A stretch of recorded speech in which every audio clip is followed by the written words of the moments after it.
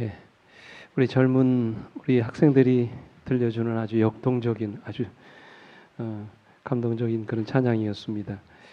먼저 하나님 말씀 고린도전서 15장 57절 58절 우리 같이 말씀 같이 봉독하겠습니다. 두 절이니까 교독하지 않고 그냥 함께 봉독하시겠습니다. 57절부터 같이요. 시작. 우리 주 예수 그리스도로 말미암아 우리에게 승리를 주시는 하나님께 감사하노니 그러므로 내 사랑하는 형제들아 견실하여 흔들리지 말고 항상 주의 일에 더욱 힘쓰는 자들이 되라. 이는 너희 수고가 주 안에서 헛되지 않을 줄을 알미니라. 아멘. 올해도 어김없이 봄이 왔습니다. 봄을 느끼세요? 그죠? 봄이 온 것을 여러분 피부로 느끼지 않으십니까? 영원히 계속될 것만 같았던 추운 겨울이 지나가고 오늘도 따뜻한 봄볕이 우리의 얼었던 몸을 녹여주는 그런 계절이 왔습니다. 여러분, 봄이 주는 교훈이 뭘까요? 오늘 여러분은 봄을 경험하면서 무엇을 느끼십니까? 우리 인생의 계절에도 어느 날 봄날이 온다는 것이죠. 겨울이 지나면 봄이 오듯이 우리 인생에도 어느 날 봄날이 오는 줄 믿으시길 간절히 바랍니다. 봄은 우리에게 겨울이 우리 인생의 마지막이 아님을 계속해서 기억나게 해주는 계절입니다. 문득 우리 민족 시인 가운데 이상화 씨가 지은 빼앗긴 들에도 봄은 오는가라는 시가 생각이 났습니다. 여러분, 이 시가 어떻게 시작됩니까? 우리 예전에 중고등학교 때 자주 읽었던 외웠던 그런 시인데요. 이 시가 이렇게 시작합니다. 지금은 남의 땅 빼앗긴 들에도 봄은 오는가. 나라를 잃어버린 아픔을 되뇌이면서 시인은 우리에게 묻습니다. 빼앗긴 들에도 뭐는 오는가? 봄은 오는가? 여러분, 빼앗긴 들에도 봄은 옵니까? 제가 일부 때는 그런 말씀 안 드렸습니다만 우리 군에 있을 때 그런 얘기를 했어요. 당보가지를 비틀어도 새벽은 온다 그런 얘기를 했는데 빼앗긴 들에도 뭐는 와요? 봄은 옵니다. 그래서 우리 이상화 씨는 이런 말을 합니다.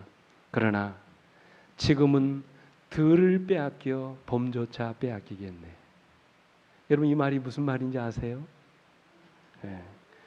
아무리 조국을 잃어버린 절망의 상황 속에 있다 할지라도 우리 민족이 희망을 잃어버리면 안 된다는 그런 말씀이에요. 나라를 빼앗겼다고 해서 봄조차 빼앗겨서는 안 된다는 그런 말씀입니다. 그렇습니다, 여러분. 빼앗긴 들에도 봄은 옵니다. 모든 생명체들이 다 죽어버린 것 같은 겨울이 지나면 우리 인생의 계절에도 봄이 온다는 사실을 정말로 믿으시게 되기를 간절히 바랍니다. 우리 영감의 글은 이렇게 말씀하셨어요. 천연계 가운데 되는 인류를 위한 영적 교훈들이 가득 차 있다.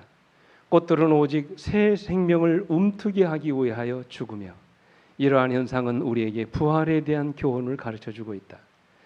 하나님을 사랑하는 모든 인간은 하늘의 에덴 동산에서 또다시 꽃피게 될 것이다. 여러분, 이 말씀이 참 감동적이지 않나요? 오늘 하나님의 백성인 여러분과 저는 하늘의 에덴 동산에서 또다시 어떻게 될 거라고요? 꽃피게 될 것이라고 말씀하셨어요. 오늘 여러분에게 질문 드리고 시작합니다. 오늘 여러분은 정말로 부활을 믿으십니까? 죽은 자가 정말로 다시 살아나는 것을 여러분 믿으세요? 아멘.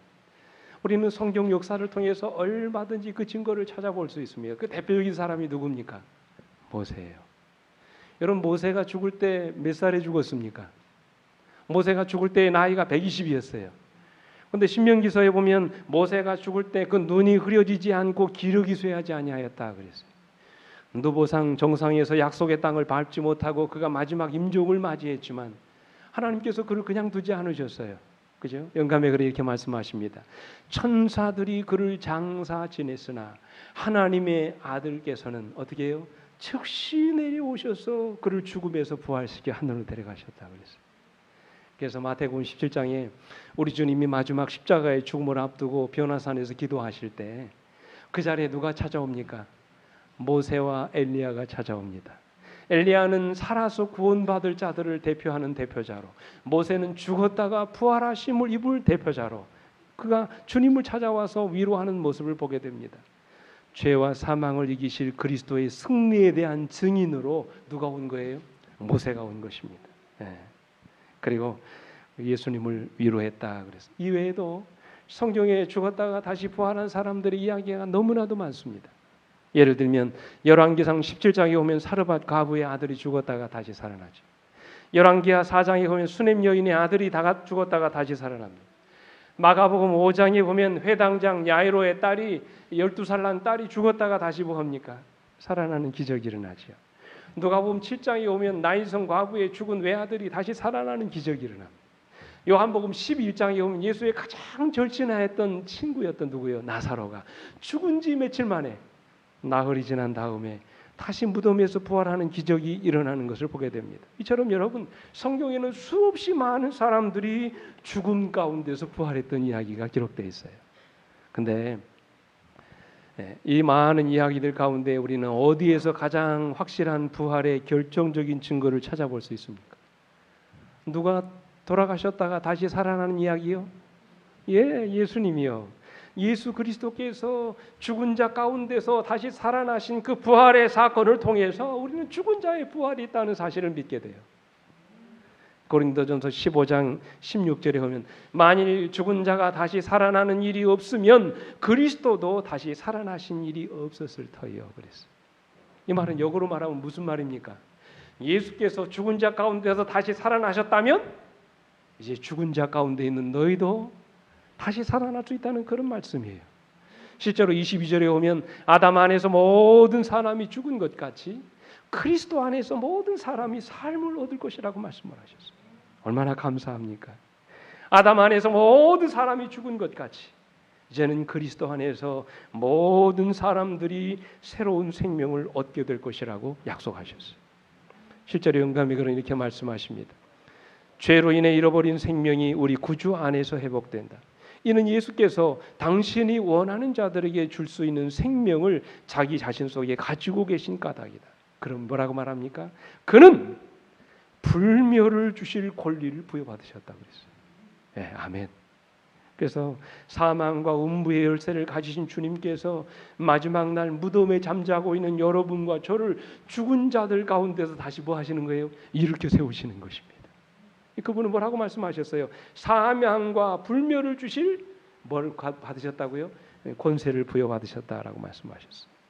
여러분 이것이 진정 사실이라면 우리가 어떻게 살아야 될까요? 오늘 여러분과 제가 서로 이 땅에서 살다가 죽는다 할지라도 다시 부활한다고 하는 이 사실이 분명하다면 우리가 어떻게 살아야 될까요? 오늘 부활을 믿지 못하는 자들에게 부활이 얼마나 분명하고 확실한 역사적인 사실인지를 사도 바울은 고린도전서 15장의 말씀을 통해서 우리에게 말씀하십니다. 그리고 이제 고린도전서 15장이 맞춰주는 이 57절과 58절 마지막 결론 부분에서 이 부활이 확실하다면 우리가 어떻게 살아야 하는지를 말씀해주고 계십니다. 우리가 어떻게 살아야 될까요? 오늘 부활의 계절인 이 봄을 맞이해서 부활이 주는 몇 가지 교훈이 무엇인지 함께 살펴보기를 원합니다. 첫째로 부활이 주는 교훈은 감사해야 된다는 것이에요. 왜 감사합니까? 무엇을 감사해야 합니까? 오늘 죽은 사람이 다시 살게 된다면 우리가 그 사실을 감사해야 된다는 것입니다. 부활이 있기에 죽음으로 우리 인생이 끝나는 것이 아님을 감사해야 된다는 것입니다. 오늘 여러분과 저에게 부활이 있기에 그리스도인에게는 죽음 이후의 삶이 약속되어 있음을 인하여 감사해야 된다는 것입니다. 부활이 있기에 이제는 이 병들고 연약한 몸이 건강한 몸으로 변화될 수 있음을 믿기에 우리는 감사해야 된다는 것입니다. 부활이 없다면 우리는 어쩌면 이 세상에서 가장 불쌍한 인생인지도 모릅니다. 죽기를 무서워함으로 한평생 죽음에 매여 사단에게 종노릇하며 살 수 있는 그런 불행한 인생이었습니다. 그런데 주님께서 우리의 죽음의 문제를 뭐 하셨어요? 해결해 주셨어요. 얼마나 감사합니까? 죽은 무덤의 열쇠를 가지신 분으로 우리를 영원한 죽음의 고통으로부터 자유롭게 하시기 위해서 주님이 십자가에 달려 돌아가셨다가 부활하신 것이라고 말씀하셨어요. 이 얼마나 놀라운 하나님의 축복입니까? 그러므로 우리는 예수의 부활을 생각할 때마다 죽었던 우리의 몸이 다시 부활한다는 이 놀라운 사실을 우리가 깨달을 때마다 하나님께 뭐 해야 될까요? 감사해야 합니다. 여러분, 지금도 우리 인류가 해결하지 못한 가장 무서운 적이 뭡니까? 죽음이죠. 이 죽음은 예고가 없습니다. 죽음은 누구에게도 예고 없이 찾아옵니다. 남녀노소를 가리지 않습니다. 모든 사람들이 다 죽음 앞에서 평등합니다. 돈 많은 이병철 회장도, 세상에서 가장 똑똑했던 스티브 잡스도, 세상에서 가장 아름다운 여인이었던 클레오파트라도 다 죽음으로 그의 인생을 마쳤어요. 죽음 앞에 뭐가 없어요? 장사가 없어요. 죽음으로 결국 우리 인생은 끝마치게 되는 것입니다. 제가 통계를 보니까 하루에 32만 명이 태어나고 하루에 16만 명이 죽는답니다. 세계적인 수치입니다. 전 세계적으로. 매 시간 7천 명이 죽는답니다. 매분 120명이 죽는데요. 지금도 똑딱하면 몇 사람이 죽냐면 2사람이 죽는답니다. 지금 이 시간에도. 우리나라는 어떨까요? 우리나라도 한 해에 25만 명이 죽습니다. 하루에 685명이 죽습니다. 시간으로 환산하면 이 한 시간에 몇 명이 죽는 거예요? 28명이 죽습니다. 하루에 여러분 무려 26명이 교통사고로 죽습니다. 누가 지금 이 순간에 죽음의 대상이 될지 우리는 아무도 알 수 없습니다. 누구도 죽음 앞에서 자유로울 수가 없어요. 제가 아는 한 지인도 참 건강한 분이었습니다. 근데 이분이 좀 몸이 이상을 느껴가지고 병원에 가지고 건강 검진을 했더니 벌써 위암 말기라는 진단을 받게 됐어요. 오늘 내일 하는 것입니다. 제가 한 번은 그분을 방문하고 함께 기도하는 자리에 같이 갔는데 그분이 저에게 그런 말씀을 하세요. 목사님, 제가 이런 자리에 있고 보니 죽음 이외에는 아무것도 문제가 되는 것이 없었습니다. 더 이상 명예도 문제가 아니고 돈도 문제가 아니었습니다. 문제는 죽음이었습니다. 이 죽음의 문제를 어떻게 해결할 수 있느냐가 내 인생의 가장 중요한 문제였습니다. 그렇지 않습니까? 죽음보다 더 중요한 문제가 어디 있습니까? 근데 이 세상에서 이 죽음의 문제를 해결받고 살아가는 존재들이 있다는 사실을 아세요? 누굽니까? 누구예요? 오늘 여러분과 저입니다. 주님이 우리를 대신하여 십자가에 죽으시고 우리에게 영원한 생명을 약속해 주셨어요. 죽음 이후의 부활이 오늘 여러분과 저에게 약속되어 있는 것입니다. 예수를 믿는 자들은 뭐를 해결한 자들이에요? 죽음의 문제를 해결한 자들이에요. 죽어도 다시 살 수 있는 놀라운 약속을 오늘 여러분과 제가 받은 것입니다. 그래서 예수 믿는 사람들에게 죽음은 뭡니까? 잠자는 순간이에요. 편안하게 쉬는 시간입니다. 그것은 영원한 만남을 위해서 잠시 동안 먼 겁니다. 헤어지는 거예요. 근데 여러분, 그러나 죽은 사람은 시간이 흐른 걸 알까요? 모를까요? 모르죠. 그저 우리가 잠시 동안 눈을 감았다 뜨면 누가 오시는 모습을 봅니까? 영광 중에 오시는 우리 주님의 모습을 보게 될 것입니다. 얼마나 감사합니까? 그래서 여러분 요한복음 11장 25절로 26절에 보면 예수께서 이르시되 나는 부활이요 생명이니 나를 믿는 자는 죽어도 살겠고 무릇 살아서 나를 믿는 자는 영원히 죽지 아니하리니 이것을 내가 믿느냐 말씀하셨어요. 부활은 죽음에 대한 주님의 완벽한 처방이요 승리였습니다. 주님 자신이 이 승리를 입증하기 위해서 죽음에서 부활한 것입니다. 그리고 우리에게 말씀하시죠. 내가 이렇게 죽음에서부터 부활했으니 너희도 비록 죽을지라도 다시 부활할 것이다. 살아날 것을 믿으라고 말씀을 하시는 거예요. 그래서 바울은 57절에서 뭐라고 말씀하십니까? 우리 주 예수 그리스도로 말미암아 우리에게 승리를 주시는 하나님께 뭐하노니? 감사하노니. 그렇습니다, 여러분. 감사할 것밖에 아무것도 없는 것입니다. 더 이상 우리는 죽음의 노예가 아닙니다. 죽음이 우리 인생의 마지막이 아니라고 말씀을 하십니다. 근데 참 감사한 것은요, 우리가 이 땅에 죽은 자 가운데 있다가 다시 부활할 때 그저 이런 모습으로 똑같이 일어날 거라고 말씀하지 않으셨어요. 그죠? 한번 여러분 생각해 보십시오. 단순히 우리가 부활해서 영원히 살기만 한다면 의미가 없는 것입니다. 지금처럼 이렇게 병들고 고통당하고 힘들고 고생을 하면서 우리가 영원히 살게 된다면 여러분 그것은 축복입니까? 저주입니까? 저주죠. 근데 우리가 다시 부활할 때는 어떻게 말씀하셨어요? 51절에 이렇게 말씀하십니다. 보라 내가 너에게 비밀을 말하노니 우리가 다 잠잘 것이 아니요 마지막 나팔의 순식간에 호련히 다 어떻게 되리니 변화된다고 말씀하세요. 어떻게 변화될까요? 영감이 이렇게 말씀하십니다. 질병과 사망의 흔적을 지닌 채 무덤에 내려갔던 자들이 영원히 죽지 않을 건강하고 생기 있는 몸을 입고 일어났다. 살아남은 성도들은 눈 깜짝할 사이에 호련히 변화되어 무덤에서 일어난 자들과 함께 끌어올려 공중에서 주님을 영접하게 될 것이라고 말씀하셨어요. 참 감사하죠. 이렇게 일어난다는 것이 아닙니다. 영원히 죽지 아니할 건강하고 생기 있는 몸을 가지고 이 땅에 다시 부활할 거라고 말씀하셨어요. 또 다른 말씀 보십시오. 저희가 비록 죽을 때에는 모양이 일그러지고 병들고 볼품이 없었다 할지라도 부활할 때는 완전한 건강과 균형을 갖게 될 것이라고 했어요. 그러면서 이렇게 말씀하십니다. 동일한 모습을 나올지라도. 그래서 여러분 부활한 사람들을 우리가 다 알아본다고 말씀을 하셨어요. 그러나 동일한 모습으로 나올지라도 질병과 모든 결함에서 어떻게 된다고요? 벗어나게 될 것이라고 했어요. 참 아멘입니다. 감사하죠. 제가 알고 있는 미국의 유명한 목회자 가운데 아이언사이드라고 하는 목사님이 있습니다. 참 설교를 잘하신 분이십니다. 근데 이분이 인간의 죽음을 놓고 이런 이야기를 하셨어요. 하루는 이분이 사는 마을을 지나가는데 항상 자주 들리던 마트에 갔답니다. 마트에 들어가면 문이 안 열려 잠겨져 있어요. 그래서 커튼을 열고 이렇게 봤더니 유리창에 뭐라고 붙여 있냐면 내부 수리 중이라는 문패가 붙어 있더랍니다. 그래서 그냥 그걸 들어가지 못하고 그냥 이렇게 갔어요. 근데 여러 날 후에 이 가게 문이 열렸습니다. 그냥 그 가게 문을 활짝 열고 들어가 봤더니 가게 안이 완전히 달라진 거예요. 새롭게 된 것입니다. 들어가는 손님들마다 기분 좋게 물건을 사고 나오는 것을 보면서 이 아이언사이드 목사님이 굉장한 깨달음을 얻었답니다. 이런 깨달음을 얻었다는 것입니다. 아하, 예수 믿는 사람에게 있어서 죽음이란 내부 수리 중인 것과 같구나 그랬어요. 비록 여러분과 제가 잠자리에 든다 할지라도 우리 주님은 이 병든 몸으로 다시 일으키시는 것이 아니라 완전히 건강을 회복한 영생의 몸, 그죠? 건강하고 활력 있는 몸으로 오늘 여러분과 저를 다시 일으켜 주신다고 말씀을 하셨어요. 얼마나 감사합니까? 얼마나 감격스러운 일입니까? 얼마나 은혜스러운 일입니까?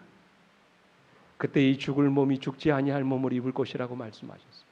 그때 이 썩을 몸이 썩지 아니할 몸을 입겠다고 말씀을 하셨어요.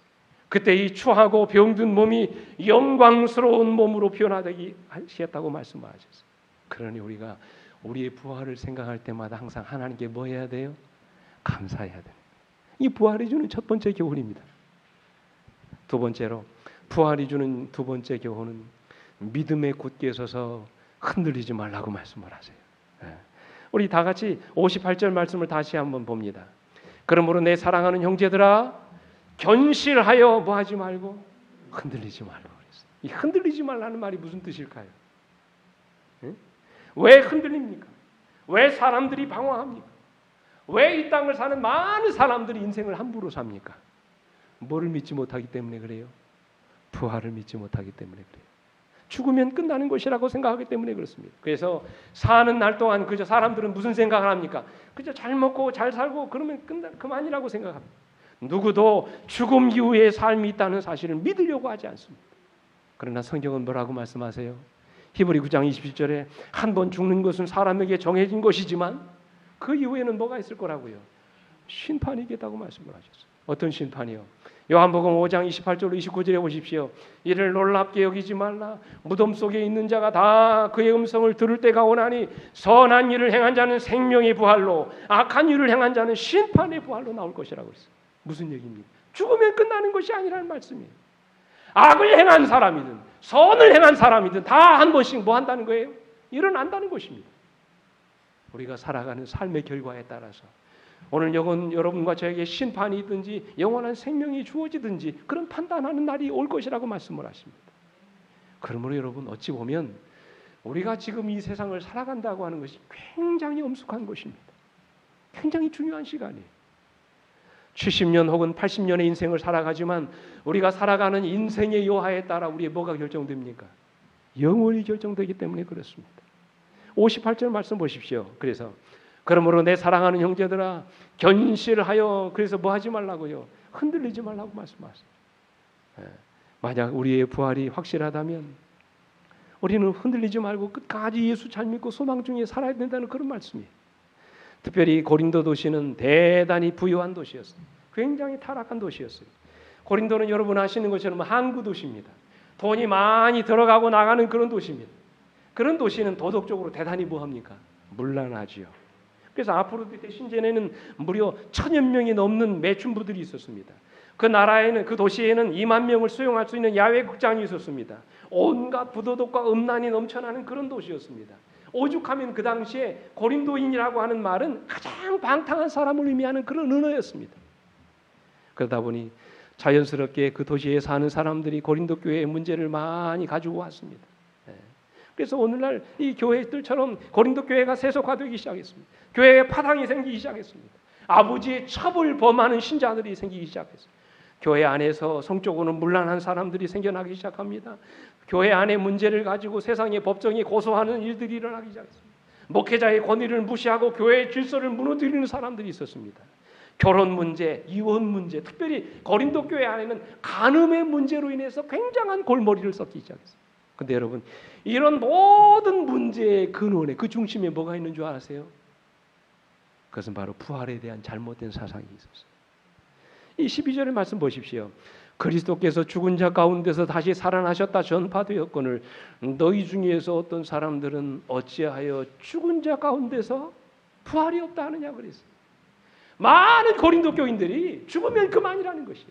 뭐가 없다고요? 부활이 없다고 얘기했어요. 결과적으로 어떻게 됐습니까? 32절에 보십시오. 내가 사람의 방법으로 에베소에서 맹수와 더불어 싸웠다면 내게 무슨 유익이 있으리요? 죽은 자가 다시 살아나지 못한다면 뭐라고 한다고요? 내일 죽을 터이니 먹고 마시자리라고 했어요. 네.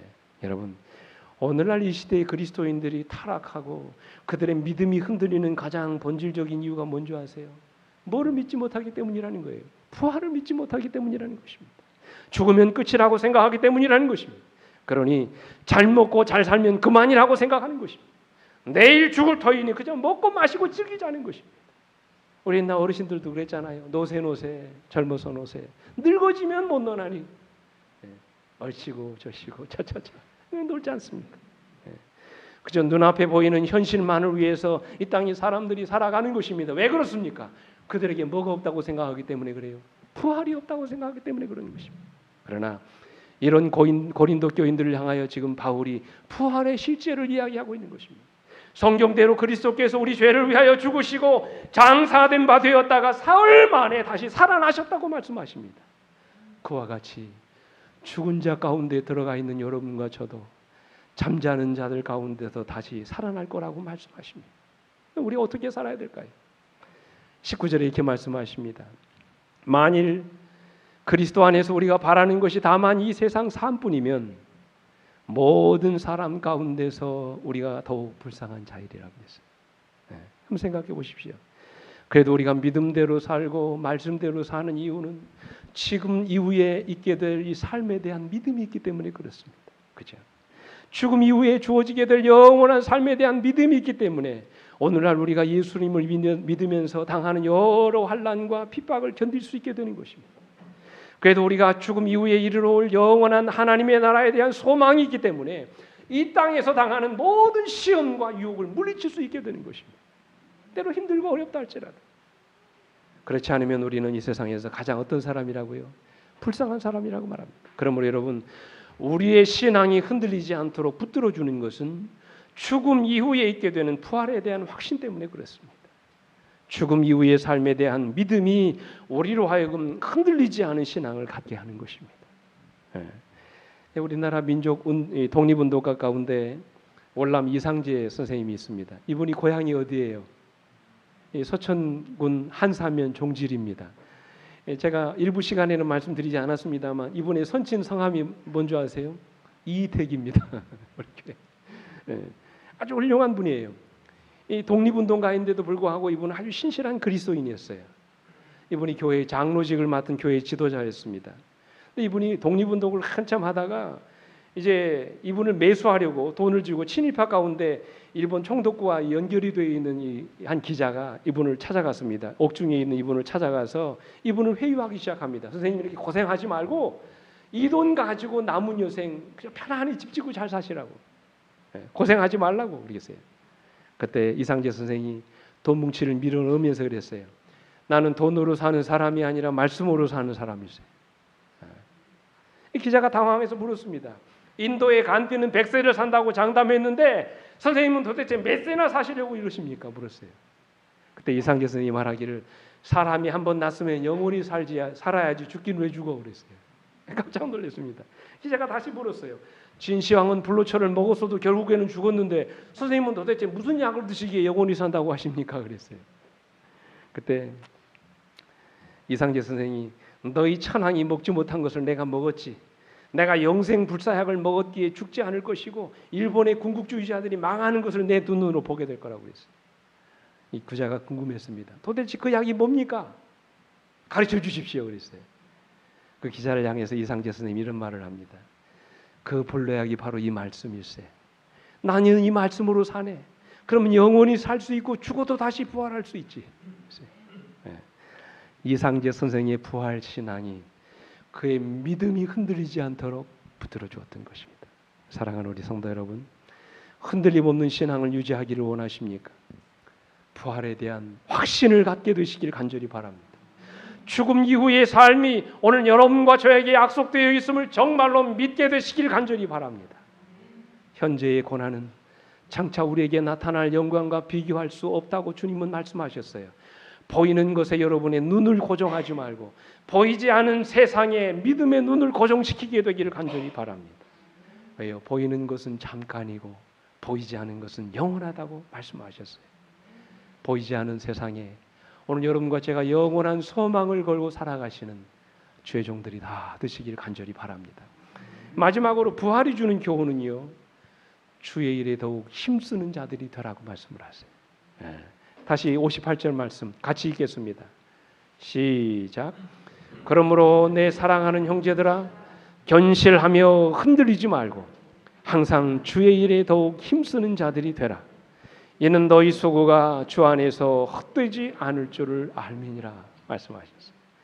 부활을 믿는 사람들이라면, 장차 주님이 이 땅에 오실 것을 정말로 믿는다면, 주님이 땅에 오실 때 내가 정말로 살아서 영광 중에 다시 오시는 주님을 내가 두 눈으로 보게 될 것을 믿는다면 우리는 어떤 사람이 되어야 된다고요? 주님의 일에 더욱 힘쓰는 자들이 되어야 한다고 말씀을 하셨어요. 주님의 일이 어떤 일입니까? 주님이 오늘 여러분과 저에게 맡겨주신 일이 어떤 일이에요? 영혼을 구원하는 일이죠. 소망 없이 살아가는 사람들, 이 땅에서의 삶이 전부인 것처럼 저 세상 일에 욕심 부리고 살아가는 사람들, 영혼을 알지 못하고 그 영혼을 소유하지 못한 사람들, 그 소망 없이 죽어가는 그 영혼들을 우리가 뭐 하는 일입니까? 살리는 일이죠. 그 일에 힘쓰는 자들이 되어야 한다고 말씀을 하셨어요. 제가 얼마 전에 읽었던 그 책 중에 이런 감동적인 이야기가 있습니다. 혹시 여러분 이분 아세요? 호스피스 봉사자로 헌신하고 있는 임윤재라고 하는 집사님이십니다. 말기암 환자들의 호스피스 봉사자로 무려 지금 7년째 봉사하고 있는 그런 분이십니다. 근데 이분이 쓰신 간증을 제가 읽고 참 감동을 받았는데, 여러분 기도하시는 이분이 바로 임윤재 집사님이십니다. 근데 이분이 멀쩡한 건강한 사람이 아닙니다. 이분은 무려 암 수술을 3번씩이나 받은 사람이에요. 첫 번째는 방광암 수술을 받았는데 암이 다시 재발돼 가지고 8개월 후에 또 다시 수술을 받습니다. 그러다가 지난 2007년에 2월에 직장암 수술까지 받아요. 암 수술만 3번 받았어요. 몸이 여러분 나만 아꼈습니까? 근데 이런 얘기를 해서 이분이 병원에 갈 때마다 재발하지 않을까 걱정이 되지만 제게는 그것을 이기는 힘이 있습니다. 바로 부활 신앙이지요. 주님의 부활은 제게 더 큰 소망을 꿈꾸게 합니다. 그래서 자신은 지금 암 환자임에도 불구하고 항암 치료를 받는 그런 연약한 몸을 갖고 있음에도 불구하고 끊임없이 호스피스, 죽음 임종 직전에 있는 환자들을 도우면서 그들을 위해서 사역하는 그 일을 하고 있다고 말씀하셨어요. 그는 나는 말기암 환자들에게 이 소식을 전하는 하늘 가는 길동무라고 그는 스스로 그렇게 얘기합니다. 그죠? 이유가 뭡니까? 이분의 마음속에 뭐에 대한 확신이 있기 때문에 그렇습니까? 부활에 대한 확신이 있기 때문에 그렇습니다. 언젠가 주님이 이 땅에 오실 때 그분 앞에 내가 서야 될 것을 그가 믿기 때문에 그렇습니다. 그때 우리가 주님 앞에서 뭐라고 대답해야 될까요? 나는 세상에 있을 때 무슨 일을 하다가 왔느냐 주님이 물으시면 여러분 우리가 주님 앞에 뭐라고 대답해야 되겠습니까? 이분처럼 소망 없는 영혼들을 구원하고 그들에게 영원한 하나님의 나라가 있음을 소개하면서 그 영혼들을 내가 살리다 왔습니다. 이렇게 해야 되지 않겠습니까? 그죠?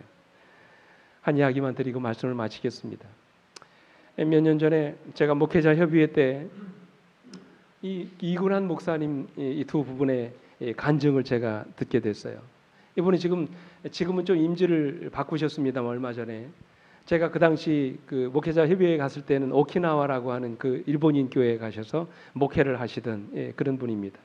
이 두 분의 간증을 들으면서 참 마음의 감동을 받았어요. 이분들이 여러분 일본인 같습니까? 한국인 같습니까? 모양새를 보니까 일본인 같으세요? 한국인입니다. 이 이근한 목사는 원래 일본으로 유학을 가서 경제학을 공부하신 분이십니다. 그래서 꽤 유능한 그런 인재였습니다. 이분이 경제학을 공부한 다음에 일본의 유명한 회사인 미쓰비시라고 하는 회사 있잖아요. 취직을 하셨어요. 그리고 직장생활 하다가 후쿠오카에 있는 철강회사, 여러분 포항제철 아시죠? 포항제철에서 나오는 철강을 사다가 이제 파는 그런 일을 하는 회사였어요. 그 회사에 취직합니다. 얼마나 이분이 사업 수완이 좋으시든지 단숨에 최고 경영자가 됐어요. 지사장이 됐습니다. 참 잘 나가던 분이었습니다.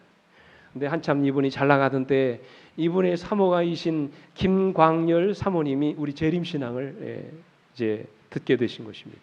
재림신앙을 받아들이고 나서 이렇게 살아서는 안 되겠다 싶어서 남편을 교회로 인도합니다. 그리고는 늦지막히 남편을 신학을 공부시켜서 목사가 되게 하신 분이세요. 여러분 이 과정이 쉬웠겠습니까? 어려웠겠습니까? 평범하게 살던 사람이 아니에요. 포항제철의 지회사에 뭐였습니까? 지사장 일을 하던 사람이에요. 부귀영화를 누리던 사람이에요. 눈만 뜨면 매일 저녁 술 접대하고 골프 치고 뭐 그렇게 하던 그런 사람이었어요. 허랑방탕하며 살던 사람. 근데 어느 날 이근한 목사의 부인이 우리 재림기별을 받아들이셨어요. 김명호 목사님 여러분 아시죠? 얼마 전에 오셨던 그분의 전도회에 참여하셨다가 이분이 재림신앙을 받아들이게 된 것입니다. 그리고는 이렇게 살아서는 안 되겠다 그 생각을 하고 남편을 인도하고 신학을 공부하게 하신 것입니다. 그리고는 이분이 40의 나이에 신학을 공부해가지고요 43살에 목회자가 되셨어요. 어려운 결단을 내리신 것입니다. 두 분이 처음으로 발령을 받아가지고 초임지로 가시면서 사모님이 하신 말씀 지금도 잊지 못합니다. 두 가지를 말씀하셨어요. 오늘로 인턴은 끝입니다. 남편한테 오늘로 인턴은 끝입니다. 못한다, 잘 모른다 하지 마십시오. 그저 우리 주어진 일에 최선을 다합시다. 그 다음 또 하나가 뭔지 아세요? 굶어 죽을지언정 월급쟁이 목사는 되지 맙시다. 월급쟁이 그만두고 목사가 된 사람이 월급으로 해서 일하는 목사가 되지 맙시다. 돈을 위해서 일하는 사람이 아니라 영혼들을 위해서 일하는 목사가 됩시다. 이 두 분의 헌신을 통해서 섬기시는 일본인 교회가 놀라운 부흥을 경험했어요. 일본인들을 위해서 죽을 각오로 목회를 한 것입니다. 참 얼마나 감동적인지. 사랑하는 성도 여러분, 여러분은 부활을 믿으십니까? 우리 주님이 땅에 머지않아 오시고 그 주님이 땅에 오실 때 오늘 여러분과 제가 살아서 영광 중에 오시는 그 주님을 정말로 다시 만나게 될 것을 믿으십니까? 그렇다면 우리 모두는 주의 일에 더욱 힘쓰는 성도들이 되셔야 합니다. 몸을 바쳐 죽도록 충성하는 삶을 사셔야 돼요. 우리가 진정으로 예수의 부활을 믿는다면, 그와 같이 우리가 부활할 것을 믿는다면 우리는 이렇게 인생을 살아서는 안 됩니다. 우리 모두 우리의 생명이 다하는 그날까지 주님의 일에 힘을 쓰는 성도들이 되시길 간절히 바랍니다. 하나님의 나라를 확장하고 주의 오심을 앞당기는 여러분과 제가 되시길 간절히 바랍니다. 잃어버린 영혼들을 구원하고 하나님 나라의 지경을 넓혀가는 성도들이 되시길 간절히 바랍니다. 그것이 오늘 여러분과 저의 사명임을 잊어버리지 않게 되시길 간절히 바랍니다. 그래서 머지않아 우리 주님 영광 중에 오실 때 기쁨으로 오시는 그 예수 그리스도를 영광 가운데 다 맞이하시는 여러분과 제가 되기를 간절히 바라면서 말씀을 마치겠습니다.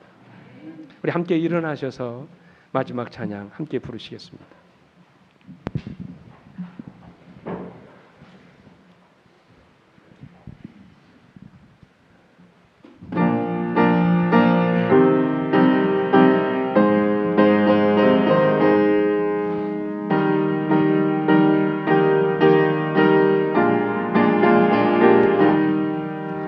나 이제 주님의 새 생명 얻은 몸 옛 것은 지나고 새 사랑이로다. 그 생명 내 맘에 강같이 흐르고 그 사랑 내게서 해같이 빛난다. 영생을 맛보며 주 안에 살리라. 오늘도 내일도 주 함께 살리라. 주 안에 감추인 새 생명 얻으니 이전에 좋던 것 이제는 값없다. 하늘의 은혜와 영화를 맛보니 찬송과 기도로 주 함께 살리라. 영생을 맛보며 주 안에 살리라. 오늘도 내일도 주 함께 살리라. 4절 부르시겠습니다. 주 따라가는 길 험하고 멀어도 찬송을 부르며 주 따라가리라. 나 주를 모시고 영원히 살리라. 날마다 섬기며 주 함께 살리라. 영생을 맛보며 주 안에 살리라. 오늘도 내일도 주 함께 살리라. 아버지, 이 죽을 몸이 변하여 영원히 죽지 아니할 몸을 입겠다고 말씀하시니 감사합니다. 마치 겨울이 지나고 대지가 다 얼어붙어 있던 땅에서 파릇파릇 새싹이 돋고 새 생명이 움돋게 하시는 것처럼 죽음으로 돌아간 우리의 육신을 주님께서 다시 일으키시고 영원히 죽지 아니할 몸을 입게 하시겠다고 약속하시니 감사합니다. 그 나라에는 죽음도 병드는 것도 고통도 슬픔도 없다고 주님 약속해 주셨사오니 감사합니다. 이 놀라운 사실을 자연을 통하여 우리가 깨닫게 하여 주옵시고 그 놀라운 부활의 역사적인 사실을 마음으로 의심하지 않게 해 주시옵소서. 이제 우리가 바라봐야 될 궁극적인 세상이 이 땅이 아님을 기억하게 인도해 주옵시고 이제 곧 오실 영광 중에 오시는 그 재림의 날 우리 모두에게 영원한 하나님의 나라가 주어질 것을 마음으로 믿게 하여 주시옵소서.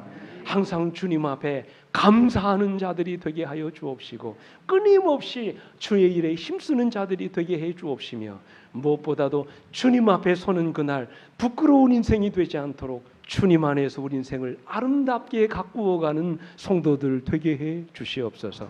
이제는 우리 아버지 하나님의 놀라우신 은혜와 그 아들 예수 그리스도의 다함이 없으신 사랑과 오늘도 우리를 일으켜 주시고 날마다 약속하신 하나님의 나라를 바라보게 살도록 감화 감동하시는 성령님의 감화 감동하심이 오늘 이 부활의 약속을 믿고 그 말씀 속에 살기로 결심한 주의 종들 위해 이제로부터 영원토록 언제나 함께해 주시옵기를 우리의 구주이신 예수 그리스도